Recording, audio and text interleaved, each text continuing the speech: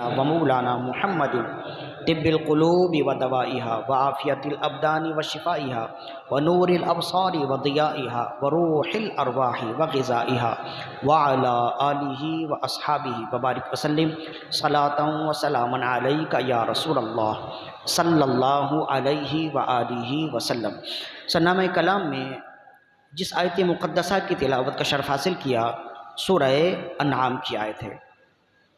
سورہ انعام قرآن مجید کے 7ویں پارے سے شروع ہو کر 8ویں پارے میں ختم ہوتی ہے، اور جس آیت مقدسہ کی تلاوت کا شرف حاصل کیا سورہ انعام کے آخری رکوع کی آیت ہے، آیت نمبر 160 ہے جو ہم نے تلاوت کرنے کا شرف حاصل کیا۔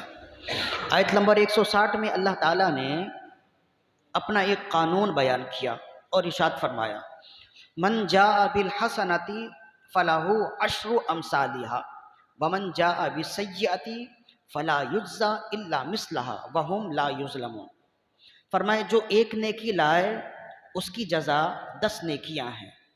من جاء بالحسنۃ فلہ عشر امثالھا، جو ایک نیکی لے کر آئے تو اس کے لیے اسی نیکی کی مثل 10 نیکیاں ہیں۔ ومن جاء بالسیئۃ فلا یجزی الا مثلھا وہم لا یظلمون، اور کوئی ایک گناہ لے کر آئے تو اس ایک گناہ کا بدلہ ایک ہی گناہ ہے۔ ولا یظلمون، اور رب وہم لا یظلمون، اور رب بندوں پر ظلم نہیں کرتا اور بندے ظلم نہیں کیے جائیں گے۔ ومن جاء بالسیئۃ فلا یجزی الا مثلھا وہم لا یظلمون، جو ایک گناہ لے کر آئے تو اس ایک گناہ کا بدلہ ایک ہی گناہ ہے اور وہ ظلم نہیں کیے جائیں گے۔ تو یہاں اللہ تعالیٰ نے اپنا ایک قاعدہ، ایک قانون بیان کیا کہ رب کے فضل سے، فقط اس کی رحمت سے جب کوئی شخص کوئی ایک نیکی کا کام کر لے تو وہ ایک نیکی کا کام، رب اس ایک نیکی کے کام سے اتنا خوش ہوتا ہے کہ ایک کا بدلہ 10 دیتا ہے۔ یعنی ایک رکعت نماز پڑھے تو اس ایک رکعت کا ثواب 10 گنا، اگر کوئی ایک صدقہ کرے ایک صدقہ کا ثواب 10 گنا، یعنی ہر ایک نیکی کا بدلہ اللہ تعالیٰ جب عطا فرماتا ہے تو اپنی توفیق سے، فقط اپنی توفیق سے اور اپنے فضل سے اللہ تعالیٰ ایک کا بدلہ 10 دیتا ہے۔ اب دیکھیں کہ رب کا فضل کس قدر زیادہ ہے، رب اگر چاہے تو ایک نیکی کا بدلہ ایک نیکی بھی نہ دے، یہ اس کا عدل ہے۔ کیوں؟ اس لیے کہ ہم رب کے بندے ہیں، رب کے غلام ہیں، اور غلام جو بھی اپنے آقا کے لیے عمل کرے اس عمل کا بدلہ نہیں ہوتا ہے۔ ہم تو رب کے غلام ہیں نا، اور ایسے ہی رب اس قدر ہم پر فضل فرماتا ہے، ہمیں سانس لینے کے لیے آکسیجن دیتا ہے، سانس لینے کے لیے ہمیں ہوا دیتا ہے، ہمیں کھانے کے لیے روزی دیتا ہے، میٹھی نیند سونے کے لیے نیند کی نعمت دیتا ہے، اس نے صحت دی، نظام انہضام رکھا، ساری نعمتیں، ان نعمتوں کا تو شمار کوئی کر نہیں سکتا۔ وَإِن تَعُدُّوا نِعْمَةَ اللَّهِ لَا تُحْصُوهَا، اگر تم رب کی نعمتوں کا شمار کرنا چاہو نہ کر سکو گے۔ ان تمام نیکیوں، ان تمام نعمتوں کا بدلہ ہے، ان تمام نعمتوں کی وجہ سے بھی ہم پر لازم ہے کہ ہم رب کی بارگاہ میں سر بسجود ہوں، رب کی بارگاہ میں شکریہ ادا کرتے ہوئے ہم رب کی عبادت کریں بغیر کچھ عوض کے، کہ ہم رب کی عبادت اس وجہ سے کر رہے ہیں کہ رب نے ہمیں زندہ رکھا، ہمیں رہنے کے لیے دنیا کی ساری نعمتیں دیں۔ اگر ہم رب کی عبادت خشوع اور خضوع کے ساتھ کریں تب بھی ان نعمتوں کا بدلہ تو ہو نہیں سکتا۔ حالانکہ صحیح حدیث میں رسول اللہ نے فرمایا کہ اگر کوئی شخص پیدا ہوتے ہی رب کی اطاعت اور فرما برداری کرے اور اسے 100 سال کی زندگی ملے، اس 100 سال کی زندگی میں اس نے ایک لمحہ کے لیے بھی رب کی نافرمانی نہ کی ہو، 100 سال کی زندگی تک وہ رب کی اطاعت اور فرما برداری کرتا رہا ہو، تب بھی رب کی اس پر جتنی نیکیاں ہیں، رب کی اس کے اوپر جتنی نعمتیں ہیں، ان نعمتوں میں سے کوئی ایک نعمت کا بدلہ بھی نہیں چکا سکتا۔ تو حدیث شریف میں ہے، تو رب نے ہمیں اس قدر عطائیں دیں، ان عطاؤں کی وجہ سے بھی ہم پر لازم ہے کہ ہم رب کی عبادت کریں، اس کی بندگی کریں بغیر عوض کے۔ تو رب کتنا فضل فرماتا ہے کہ ایک تو اس نے ہمیں نعمتیں عطا کی، اور اس کے بعد فرماتا میرے بندو تم مجھے مانو، میرے آگے جھکو، میری بندگی کرو، نیک اعمال کرو، تو میں تمہیں بدلہ نہیں کئی گنا بڑھا کر بدلے دوں گا۔ میں تمہیں ثواب نہیں دوں گا بلکہ ثواب سے کئی گنا بڑھا کر ثوابات عطا کروں گا۔ یہ کس قدر رب کا فضل ہے۔ تو فرمائے من جاء بالحسنتی فلہ عشر امثالہا، جو ایک نیکی لائے اس ایک نیکی کا بدلہ 10 نیکیاں ہیں، یعنی ایک عمل کرے نیک عمل، ایک نیک عمل کرے تو رب کی بارگاہ میں اس ایک نیک عمل کا بدلہ 100 عمل ہے۔ یہ تو قرآن مجید کی ایک آیت ہو گئی۔ سورہ بقرہ میں اللہ تعالیٰ نے ارشاد فرمائے آیت نمبر 261 میں، مثل الذین ينفقون اموالهم فی سبیل اللہ کمثل حبۃ انبتت 7 سنابل فی کل سنبلۃ 100 حبہ۔ فرمایا کہ جو لوگ اللہ کی راہ میں خرچ کرتے ہیں اس کی مثال ایسی ہے کہ ایک دانہ ہے، اس ایک دانے نے 7 شاخیں نکالی اور ہر ایک شاخ میں 100 دانے ہیں۔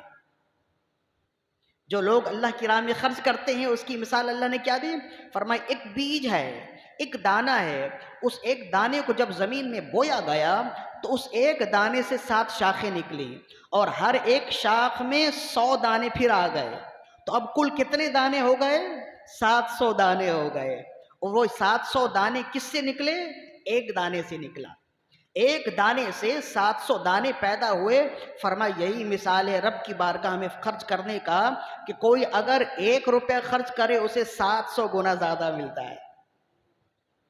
تو اب 2 اقوال ہو گئے قرآن مجید کا 2 قانون، قرآن مجید کے 2 قانون ہو گئے۔ ایک قانون تو یہ ہے، ایک قرآن مجید کے 2 فرمان ہو گئے۔ ایک فرمان تو یہ ہے کہ ایک نیکی کرو تو اس کا اجر 10 گنا بڑھا کر دیا جائے گا، اور سورہ بقرہ کی آیت کے مطابق ایک نیکی اگر کوئی شخص کرے تو اس کا اجر کبھی 10 گنا بھی ہو جاتا ہے، کبھی 700 گنا بھی ہو جاتا ہے۔ قرآن مجید کی 2 آیت۔ تیسری آیت سورہ زمر میں اللہ تعالیٰ نے ارشاد فرمایا انما یوفی الصابرون اجرہم بغیر حساب، بے شک جو لوگ صبر کرنے والے ہیں ان کا اجر تو بے حساب ہے۔ تو ایک ہی عمل ہے، کبھی اس ایک عمل کا بدلہ 10 گنا بڑھا کر دے دیا جاتا ہے، کبھی اس ایک ہی عمل کا بدلہ 700 گنا بڑھا دیا جاتا ہے، اور کبھی اس ایک عمل کا بدلہ اتنا دے دیا جاتا ہے جس کی گنتی نہیں ہے، بے حساب۔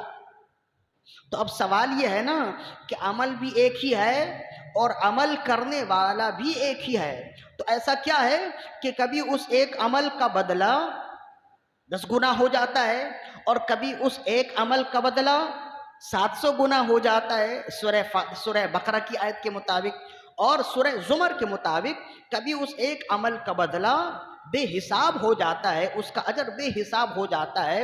تو آخر اس میں بھی تو کوئی ضابطہ ہوگا، کوئی قانون ہوگا کہ قرآن نے ایک جگہ فرمایا کہ عمل کا بدلہ 10 گنا، دوسری جگہ فرمایا عمل کا بدلہ 700 گنا، تیسری جگہ فرمایا عمل کا بدلہ بے حساب ہے، تو اس کی کچھ وجوہات تو ہوں گی نا، اس لیے کہ عمل کرنے والا بھی ایک ہی ہے اور عمل بھی ایک ہی ہے، تو یہ الگ الگ یہ اجر کیسے مل جاتے ہیں؟ اس کے لیے کوئی ضابطہ ہوگا، کوئی قانون ہوگا، اس کی کچھ وجوہات ہوں گی۔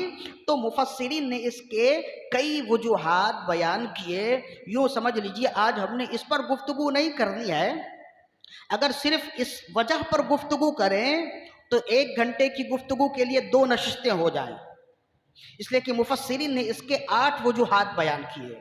اگر 1 گھنٹے کے نشست میں ایک نشست میں 4 وجوہات پر بیان کیا جائے تو 2 نشست تو ہو گئی نا، 2 جمعے یا 2 نشستیں 1 گھنٹے کی صرف اسی پر ہو جائیں کہ قرآن مجید میں عمل کا بدلہ الگ الگ کیوں بیان کیا گیا۔ تو آج ہم نے یہ بیان نہیں کرنا ہے، لیکن بالکل چھوڑ دینے سے بہتر ہے کہ ایک آدھ بیان کر دیا جائے۔ اختصاراً ایک اس کی وجہ بیان کرتے ہیں، پھر آگے ہم نے جانا ہے۔ اس کے کئی وجوہات امام رازی نے بھی بیان کیے، امام ابو الحسن القمی النیشاپوری نے تفسیر غرائب القرآن میں بھی بیان کیے، اور کئی محدثین اور مفسرین نے اس کی کئی وجوہات بیان کی۔ اس میں سے ایک وجہ یہ بیان کی، فرمائے کہ عمل تو ایک ہی ہے اور عمل کرنے والا بھی ایک ہی ہے، لیکن عمل کا بدلہ زمان و مکان کی تبدیلی سے بدل جاتا ہے۔ زمان اور مکان کی تبدیلی سے عمل کا اجر بدل جاتا ہے۔ یوں سمجھ لیجئے بالکل آسانی کے ساتھ، ابھی آپ ایک رکعت نماز پڑھ رہے ہیں، اس ایک رکعت کا بدلہ آپ کو ایک ہی رکعت ملے یا 10 گنا زیادہ ملے۔ یہی ایک رکعت نماز آپ 15 دن پہلے پڑھ رہے تھے ماہ رمضان میں، تو اس ایک رکعت کا ثواب آپ کو 10 گنا نہیں بلکہ 70 گنا مل رہا تھا۔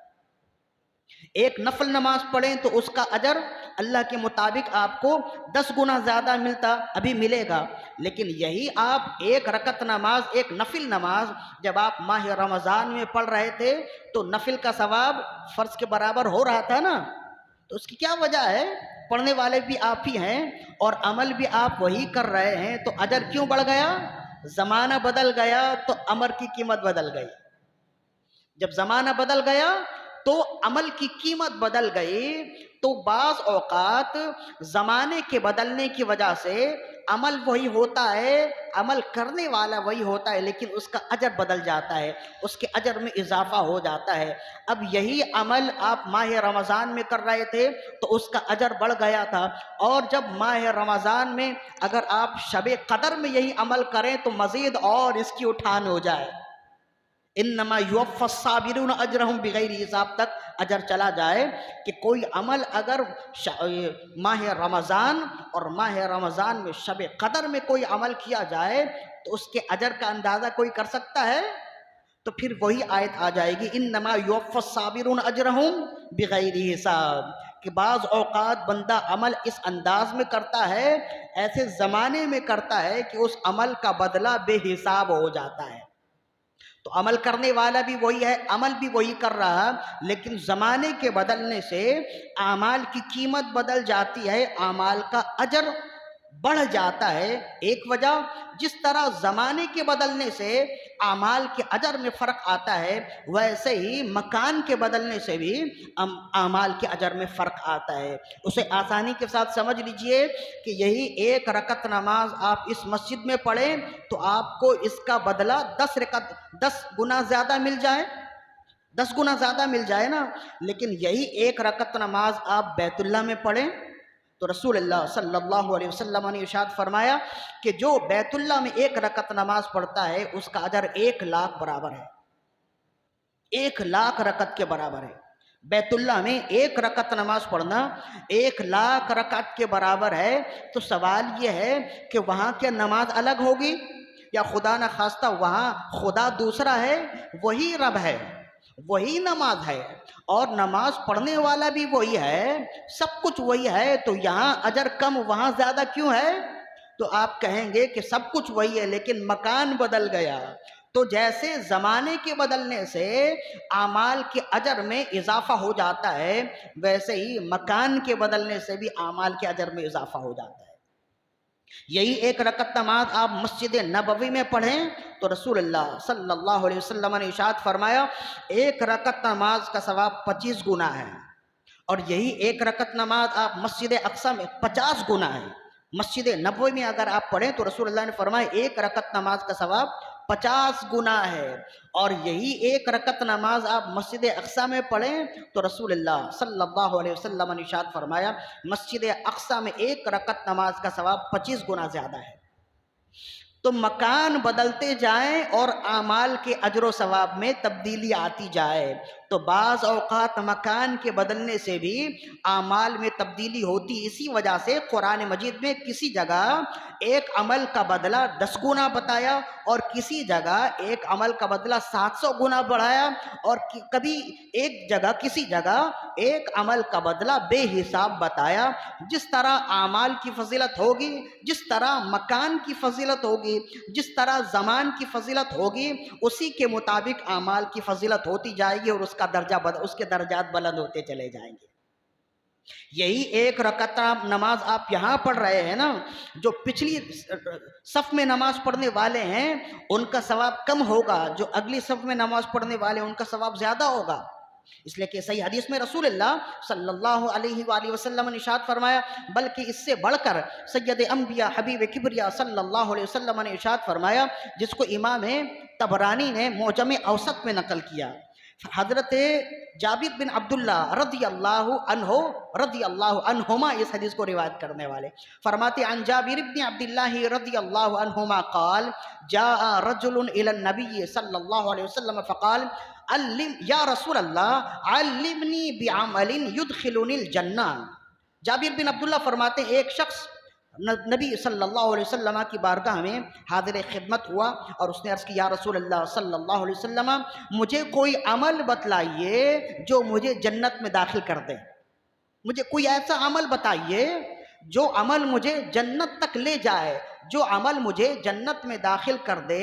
قال تو رسول اللہ صلی اللہ علیہ وسلم نے ارشاد فرمایا، کن مؤذنا، اگر تم چاہتے ہو کہ ایسا عمل کرو جو عمل تمہیں جنت میں داخل کر دے تو مؤذن بن جاؤ، اذان دو، لوگوں کو نماز کی طرف بلاؤ۔ ہمارے ہاں تو مؤذن بہت معمولی شخص ہوتا ہے نا، ہر ایرا گارا جس کی اوقات اس کے گھر میں ٹکے کی نہیں ہوتی، وہ آتا ہے اور جا کر اپنی صف میں بیٹھ کر زمین میں یوں ہاتھ لگا کر دیکھتا ہے، اور اگر کہیں گندگی نظر آ جائے نا تو آ کر کہتا ہے، مولوی صاحب آج آپ نے صفائی صحیح نہیں کی۔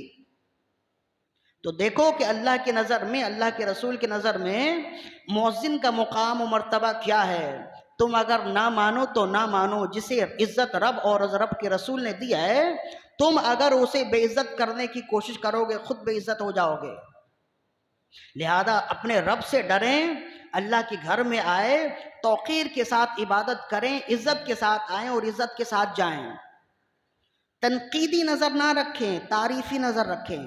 اگر کوئی شخص کسی کی ذات میں عیب تلاش کرنے کی کوشش کرے گا وہ عیب پالے گا، لیکن تعریف تلاش کرنے کی کوشش کرے گا تو تعریف بھی ملے گی اسے۔ تو یہ نظر کا کمال ہوتا ہے نا، اسی لیے کہتے ہیں تنقیدی نظر نہ رکھیں، تعریفی نظر رکھیں گے تو آپ کو معلوم ہوگا کہ یہ تو وہ ہیں کہ کم اجرت میں ایسے کام کر رہے ہیں کہ 3 بندے مل کے بھی وہ کام نہ کر سکیں۔ تو آپ کو تو تعریف کرنی چاہیے، جائے کہ آپ یہاں آ کر مؤذن صاحب کی شان میں گستاخی کریں یا انہیں اس بات پر یہ سوچنے پہ مجبور کر دیں کہ اب مجھے یہاں نہیں رہنا ہے، ایسا نہ کریں۔ چاہے یہ مؤذن ہو چاہے کوئی بھی مؤذن ہو، جو اذان دینے والا ہے اس کا مقام مرتبہ کیا ہوگا آپ جانتے ہیں؟ انسان تو چھوڑ دیجئے، رسول اللہ نے فرمایا کہ مرغے کو برا نہ کہو۔ عرض کیا رسول اللہ کیوں؟ فرمایا یہ اذان دیتا ہے۔ ایک جانور جو اذان دیتا ہے، مرغا جو بانک دیتا ہے، رسول اللہ نے فرمایا اسے برا نہ کہو، یہ نماز کے لیے اذان دیتا ہے، لوگوں کو بلا لیتا ہے۔ تو جب جانور کو منع کرنے سے منع کیا تو یہ تو انسان ہے، اشرف المخلوقات ہیں۔ خیال رکھنا سب کے لیے ضروری ہے، ہر ایک ان کے ساتھ خیر خواہی کریں، چاہے یہ مؤذن ہو چاہے آپ کہیں بھی جائیں۔ جب مؤذن ملے نا سامنے تو یہ مت سوچئے یہ کہ یہ ہماری طرح انسان، یہ سوچئے کہ ہم تو گھروں میں سوئے ہوتے ہیں، یہ اذان دے کر بلاتے ہیں، حی علی الصلاۃ حی علی الفلاح، آ جاؤ۔ اگر ایک دن کے لیے اذان بند ہو جائے نا تو دیکھیے کہ علاقہ کتنا عجیب سا معلوم ہو، پر ہیبت معلوم ہونے لگے علاقہ۔ مسجد سے اذان نہیں ہوئی، اس کا خیال رکھنا ضروری ہے۔ جب وہ صحابی آئے عرض کرنے لگے، یا رسول اللہ مجھے کوئی ایسا عمل بتائیے یدخلنی الجنہ جو مجھے جنت میں داخل کر دے۔ آپ نے فرمایا کن مؤذنا، مؤذن بن جاؤ، جنت میں چلے جاؤ گے۔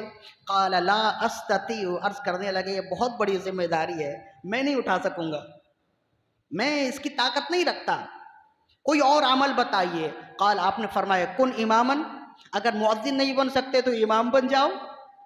فرمایا یہ تو اس سے بھی بڑھ کے ذمہ داری ہے، یہ کون پوری کر سکتا ہے، اس سے بھی بڑھ کے ذمہ داری ہے۔ تو اب وہ خاموش بیٹھ گئے، عرض کرنے لگے لا استطیع یا رسول اللہ، میں امام، جب میں مؤذن نہیں بن سکتا تو امام کیسے بن جاؤں، یہ بہت بڑی ذمہ داری ہے، مجھ سے نہیں ہوگی، لیکن مجھے جنت میں بھی جانا ہے۔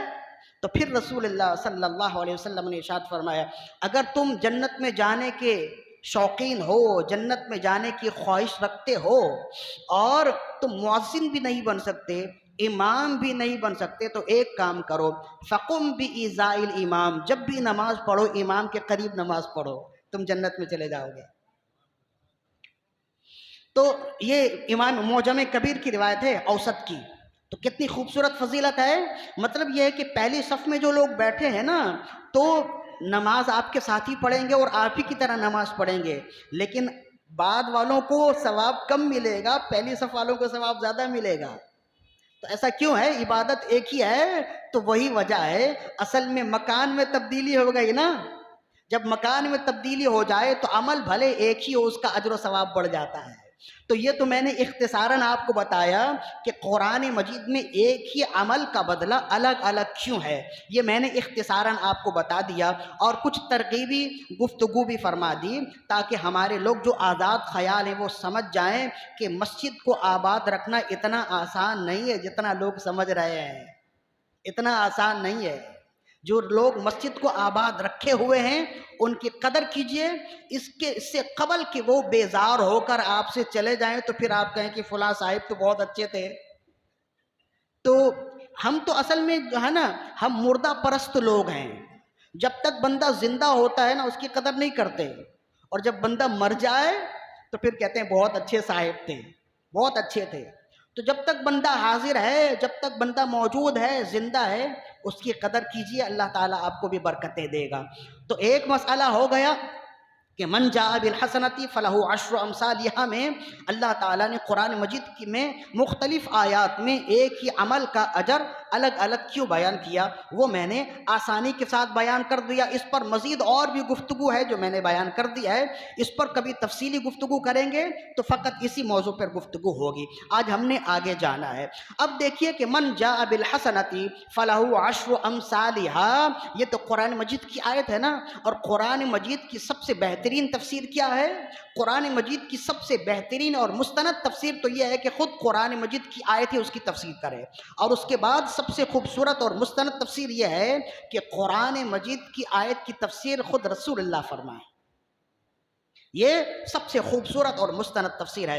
تو من جاء بالحسنۃ فلہ عشر امثالھا، جو ایک نیکی لے کر آئے اس کا بدلہ 10 نیکیاں ہیں۔ اب اسے رسول اللہ صلی اللہ علیہ وسلم نے کیسے بیان کیا، اور رسول اللہ صلی اللہ علیہ وسلم کا اس آیت پر عمل کیسا رہا، اور آپ نے اس آیت پر ہمیں کیا حکم دیا، اب یہ سنیے، جس کو امام سیوطی نے بیان کیا، اور امام نسائی نے، امام ترمذی نے، اور مختلف محدثین نے اسے بیان کیا۔ روایت کرنے والے حضرت ابو ایوب الانصاری رضی اللہ عنہ ہیں، حضرت عبداللہ ابن عمر رضی اللہ عنہما ہیں۔ فرماتے ہیں کہ رسول اللہ صلی اللہ علیہ وسلم ایک مرتبہ تشریف فرما تھے، دریائے رحمت جوش میں تھا، تو آپ نے فرمایا کہ ایک عمل ہے جو بہت آسان ہے، لیکن اس کے باوجود وہ عمل پر عمل کرنے والے لوگ بہت کم ہیں۔ ایک عمل ہے جو بہت آسان ہے، لیکن اس کے باوجود اس پر عمل کرنے والے لوگ بہت کم ہیں۔ صحابہ کرام بالکل صحیح ہو کر بیٹھ گئے کہ اب رسول اللہ کچھ عطا فرمائیں گے۔ عرض کرنے لگے یا رسول اللہ وہ عمل کون سا ہے؟ آپ نے فرمایا کہ تم میں سے جس سے ہو سکے ہر فرض نماز کے بعد 10 مرتبہ سبحان اللہ، 10 بار الحمدللہ، اور 10 بار اللہ اکبر کہہ لیا کرو۔ یہ زبان میں بہت آسان ہے، زیادہ وقت بھی نہیں لگے گا۔ ہر فرض نماز کے بعد، چاہے سنتیں ادا کرنے کے بعد پڑھ لیں یا سنتوں سے پہلے پڑھ لیں، تو یہ کل ایک نماز میں 30 ہو گئے، اور 5 نمازوں میں 150 ہو گئے۔ تو آپ نے فرمایا کہ یہ 5 نمازوں میں کل 150 زبان میں ہیں، لیکن 1500 میزان میں ہیں۔ اللہ جب گنتی فرمائے گا نا تو 150 نہیں، 1500 فرمائے گا، اس لیے کہ من جاء بالحسنۃ فلہ عشر امثالھا، ایک نیکی کا بدلہ 10 نیکی ہے، تو 150 نیکیوں کا بدلہ 1500 نیکیاں ہو گئی۔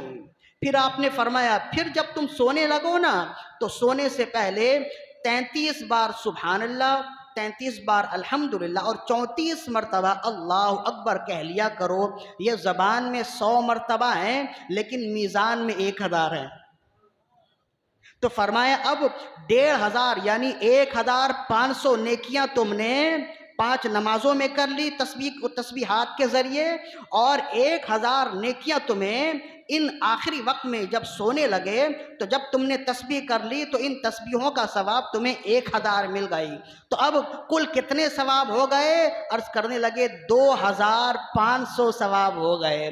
فرمائے تم نے جس قدر دن بھر میں کوئی گناہ کیے ہیں نا، تو یہ 2500 ثواب ان گناہوں کے لیے کفارہ ہو جائیں گے۔ اور پھر آپ نے فرمایا تم میں سے کون ہے جو 2500 گناہ کرتا ہوگا؟ کون ہے جو 2500 گناہ کرتا ہوگا؟ تو جتنے گناہ ہو گئے وہ ان نیکیوں کے ساتھ ختم ہو جائیں گے، اور باقی جو خالص نیکیاں بچ گئیں ان کا اجر و ثواب رب عطا فرمائے گا۔ تو پھر آپ نے فرمایا من جاء بالحسنتی فلہ عشر امثالھا، جو ایک نیکی لے کر آئے اس ایک نیکی کا بدلہ 10 گنا زیادہ ہوتا ہے۔ کس قدر رب ہمیں آسانی فرماتا ہے اور کس قدر نیکیاں عطا فرماتا ہے، عمل کرنا کتنا آسان ہے، اس کے باوجود اگر کوئی عمل نہ کرے تو قصور اسی کا ہے نا۔ ماہ رمضان چلا گیا، اس میں تو نیکیوں کی برسات ہوتی تھی، لیکن ایسا نہیں ہے کہ اب نیکیوں کا حصول بالکل ہی مشکل ہو گیا۔ پورے سال کے لیے رب نے یہ وعدہ کیا ہوا ہے تم تھوڑا سا عمل کرو میں تمہیں بھر بھر کے اجر دوں گا۔ تھوڑا سا عمل کرو، اس میں کتنا وقت لگتا ہے، 1 منٹ بھی نہ لگے، لیکن اس کا اجر و ثواب رسول اللہ نے کیسے گن کے بیان کیا، اور فرمایا یہ تمہیں ملیں گے، اور یہ ملنے کے ساتھ ساتھ یہ نیکیاں ہیں، اور دن بھر تم نے جو گناہ کیے ہیں ان گناہوں کے لیے کفارہ بھی ہو جائے گا۔ تو کس قدر بندہ جب یہ سب عمل کرے اور رات میں جب یہ عمل کر کے سوئے تو آپ سمجھتے ہیں کتنا پاک و صاف ہو کر سو رہا ہوگا وہ؟ تو یہ عمل ضرور کیجئے۔ تو یہ من جاء بالحسنتی فلہ عشر امثالھا سے رسول اللہ صلی اللہ علیہ وسلم کا فرمان، تو ارشادات، آپ کے ارشادات تو یہ ملے۔ اب صحابہ کرام رضوان اللہ علیہم اجمعین کے ارشادات کیا ہیں؟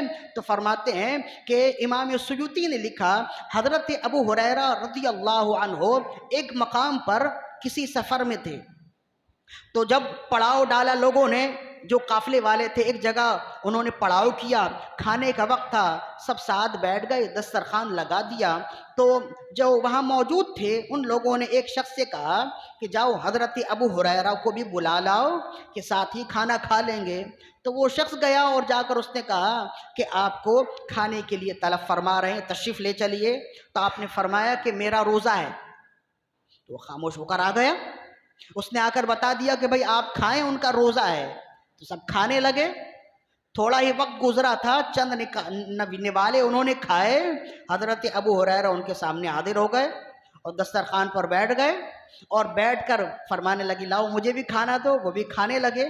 تو جب آپ لقمہ لے کر کھانے لگے تو لوگ اس شخص کی طرف دیکھنے لگے جس کو لوگوں نے بھیجا تھا بلا لاؤ، شک کرنے لگے نہ جانے یہ گیا تھا کہ نہیں، ہو سکتا ہے کہ اس نے عجلت کی وجہ سے یوں ہی کہہ دیا ہو کہ ان کا روزہ ہے۔ سب اس کی طرف شک کی نظر سے دیکھنے لگے، تو وہ شخص کہنے لگا بھائی مجھے کیوں شک کی نظر سے دیکھ رہے ہو، اللہ کی قسم میں نے ان سے پوچھا تھا، اور اگر تمہیں شک ہے تو ان سے پوچھ لو۔ تو لوگ کہنے لگے کہ اے صحابی رسول، اے ابو ہریرہ، ہم نے اس شخص کو آپ کے پاس بھیجا تھا کھانے کے لیے، تو آپ نے منع فرما دیا تھا اور آپ نے فرمایا تھا کہ میرا روزہ ہے، اور پھر آپ آ کر کھانے لگے۔ تو اب 2 باتوں میں سے ایک بات ہے، یا تو یہ گیا نہیں یا پھر آپ نے روزہ توڑ دیا۔ تو آخر کیا وجہ ہے، ایسی کیا مجبوری آئی کہ پہلے آپ کا روزہ تھا پھر آپ نے روزہ توڑ دیا؟ آپ نے فرمایا ان دونوں وجوہات میں سے کوئی وجہ نہیں ہے، اس نے بھی سچ کہا اور میرا روزہ بھی ہے۔ اصل میں رسول اللہ صلی اللہ علیہ وسلم نے ارشاد فرمایا جو شخص ہر مہینے میں 3 روزے رکھ لے تو ایسا ہے گویا وہ سال بھر کا روزہ ہے۔ تو فرمایا میں ہر مہینے 3 روزے رکھ لیتا ہوں، اس لیے اللہ کی عطا کی وجہ سے اگر دیکھا جائے تو میرا روزہ ہے، لیکن اللہ کی رخصت کی وجہ سے اگر دیکھا جائے تو میرا روزہ نہیں ہے۔ ہر مہینے 3 روزے رکھ لیے تو وہ 30 دنوں کے قائم مقام ہو گئے، تو یہ 3 روزے یہ 30 دنوں کے قائم مقام ہو گئے۔ تو فرمایا میں اسی طرح سے روزے رکھتا ہوں تاکہ میں کھانا وغیرہ بھی کھاتا رہوں اور اللہ عز و جل اس کھانے کے باوجود میرا وہ دن روزے داروں میں لکھ دے۔ تو پھر آپ نے یہ آیت تلاوت کی کہ آپ نے فرمایا کیا تمہیں معلوم نہیں من جاء بالحسنۃ فلہ عشر امثالھا، اللہ نے فرمایا جو ایک نیکی لے کر آئے اس ایک نیکی کا بدلہ 10 نیکیاں ہیں، لہذا میں ایک روزہ رکھتا ہوں تو اس ایک روزے کا ثواب 10 روزے میں ہو جاتا ہے۔ اس لحاظ سے میں صائم الدہر ہوں، یعنی پورے زمانے میں روزے رکھنے والا ہوں۔ تو جس طرح رسول اللہ صلی اللہ علیہ وآلہ وسلم نے اس آیت پر عمل کر کے ہمیں ترغیب بھی دی، اسی طرح صحابی رسول حضرت ابو ہریرہ رضی اللہ عنہ نے بھی ہمیں بتایا کہ یہ کوئی معمولی آیت نہیں ہے۔ رسول اللہ صلی اللہ علیہ وسلم اور صحابہ کرام اس آیت پر عمل کرتے ہوئے رب کی رحمتوں پر اس طرح سے امیدوار ہوا کرتے تھے۔ جب یہاں تک پہنچ گئے تو پھر اب ایک اور آیت سنیے، جس میں ایک اور حدیث سنیے جسے امام نسائی نے بھی نقل کیا اور ابن ماجہ نے بھی نقل کیا، اور کئی محدثین ہیں جو اسے روایت کرنے والے ہیں۔ روایت کرنے والے حضرت ابو ایوب الانصاری رضی اللہ عنہ۔ ابو ایوب الانصاری، ان کا مزار استنبول میں ہے، مرجع خلائق ہے حضرت ابو ایوب الانصاری، اور محدثین نے لکھا کہ شروع زمانے سے لے کے آج تک جب کوئی مشکل پیش آئے اور حضرت صحابی رسول میزبان رسول ابو ایوب الانصاری رضی اللہ عنہ کے روضے پر جا کر جب لوگ دعائیں کریں، کسی بھی مشکل کے ٹالنے کے لیے دعا کریں، اللہ تعالیٰ وہ مشکل ٹال دیتا ہے، وہ مشکل ٹال دیتا ہے۔ تو یہ ہے صحابی رسول اور میزبان رسول ہے نا۔ مدینے میں جب آپ آئے تو آپ نے انہی کے گھر پر قیام فرمایا تھا۔ حضرت ابو ایوب الانصاری رضی اللہ عنہ یہ روایت کرتے ہیں، قال رسول اللہ صلی اللہ علیہ وسلم، فرمایا رسول اللہ صلی اللہ علیہ وسلم نے ارشاد فرمایا، من صام رمضان ثم اتبعہ ستا من شوال فکانما صام السنہ فکانما صائم الدہر او کما قال ثم قرأ هذه الآیہ من جاء بالحسنۃ فلہ عشر امثالھا۔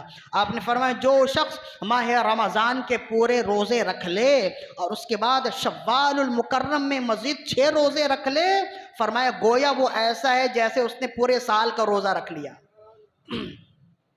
ماہ رمضان کے 30 روزے 10 مہینوں کے قائم مقام ہو گئے، باقی 2 مہینے بچ گئے۔ شوال المکرم کے 6 روزے رکھ لیجئے تو یہ 2 مہینوں کے قائم مقام ہو گئے۔ گویا جب آپ نے ماہ رمضان کے پورے روزے رکھ لیے اور اس کے بعد شوال المکرم کے بھی 6 روزے رکھ لیے جو نفل ہیں، تو گویا ایسا ہے کہ آپ پورے سال کے روزے دار ہو گئے، آپ کو پورے سال کے روزوں کا ثواب ملے گا۔ بس میرا پیغام یہی ہے کہ ماہ رمضان المبارک میں بھی روزوں کا اہتمام رہا، خوب نیکیوں کا اہتمام رہا، نیکیوں کے کمانے کا اہتمام رہا، تو اب اپنے آپ کو سست مت کیجئے، شوال المکرم کی 6 روزے بھی رکھ ڈالیے تاکہ پورے سال کے لیے آپ روزے دار ہو جائیں۔ اس کے لیے ضروری نہیں ہے کہ آپ لگاتار رکھیں، پورے مہینے میں آپ کبھی بھی رکھ سکتے ہیں، الگ الگ کر کے بھی رکھ سکتے ہیں، ایک ساتھ بھی رکھ سکتے ہیں، بس یہ ضروری ہے کہ شوال المکرم کے اندر ہی یہ روزے رکھ لیجئے، اس لیے کہ اسے ماہ شوال المکرم کے روزوں کا نام دیا گیا ہے۔ تو یہ شوال المکرم کے یہ ایام گزر رہے ہیں، جیسے آپ نے ماہ رمضان کے روزے رکھے، شوال المکرم کے بھی روزے رکھیے تاکہ ان نعمتوں سے اور ان ثوابوں سے آپ بھی بہرہمند ہو جائیں۔